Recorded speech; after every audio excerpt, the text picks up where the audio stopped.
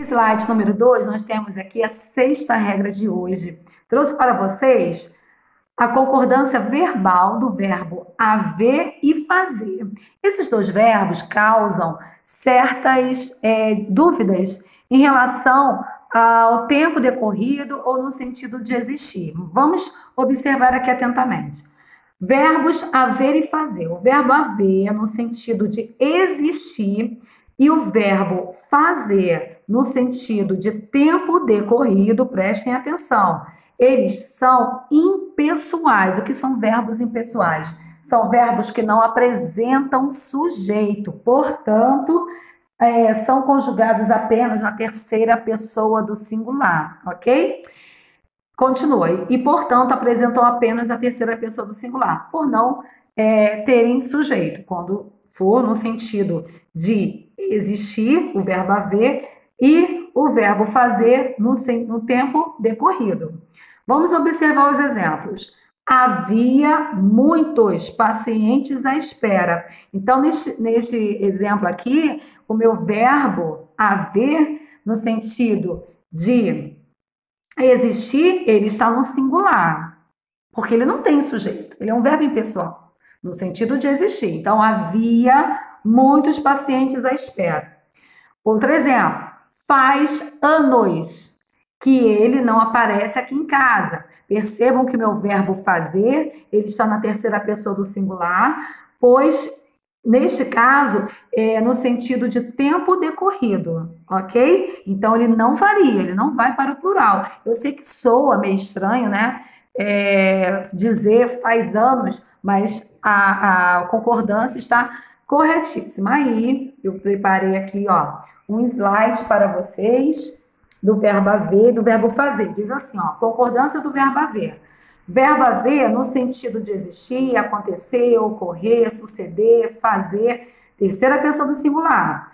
Quando havia vários textos de um autor, houve muitas brigas na Câmara, tá? Tudo na terceira pessoa do singular. Não há vagas na construção civil.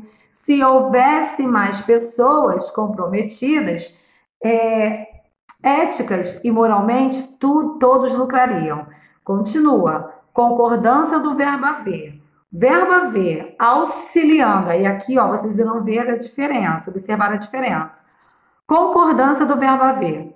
Verbo haver auxiliando outro verbo no sentido de ter a concordância normal, regra geral. Então, nós temos eles ainda haverão, ó, percebam que meu verbo está no plural, né? Na terceira pessoa do plural.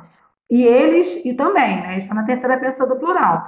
Logo, aqui, no sentido de ter, ele vai para o plural, ok? Então, eles haverão ou terão de cumprir o que prometeram, certo? Outro exemplo, os presidentes haviam ou tinham concordado com a proposta de paz. Aqui o meu verbo haver está no plural, pois, está no sentido de ter. Aí é só você substituir, tá? Pelo verbo ter. Os presidentes tinham concordado ou os presidentes haviam concordado. No exemplo acima, a mesma coisa. Eles ainda haverão ou eles ainda terão de cumprir o que prometeram, no sentido de ter. Bem, o verbo fazer indicando tempo. Agora nós iremos ver aqui o verbo fazer indicando tempo. Fica no singular. Fez, deixa eu dar um zoom aqui, ó. Fez 10 anos que nos conhecemos. Aqui está indicando o tempo, ok? Vai fazer 10 anos que se despediu do mundo. Então, percebam que o meu verbo aqui, ele está no singular. Quando o meu verbo fazer vai para o plural? Nós temos demais casos, regra geral. As meninas farão 10 anos amanhã. Então, quando ele não estiver, o verbo fazer, no sentido de tempo decorrido, ele ficará na terceira pessoa do singular, ok? Bem, agora vamos para o terceiro slide e último de hoje.